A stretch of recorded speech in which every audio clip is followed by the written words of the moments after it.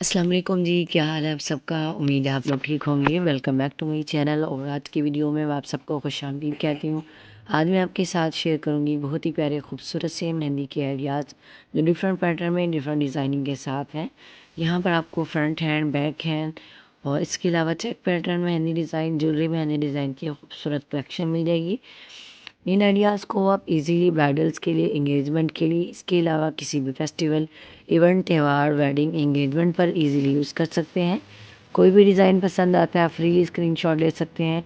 वैसा ही डिज़ाइन या तो आप खुद क्रिएट कर सकते हैं या अपने माननीय आर्टिस्ट को दिखाकर इजीली लगवा सकते हैं।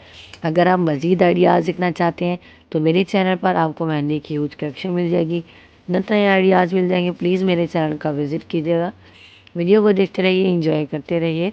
कमेंट करके बताइएगा कि आपको ये तमाम लेटेस्ट ट्रेंडी आइडियाज़ कैसे लगे हैं।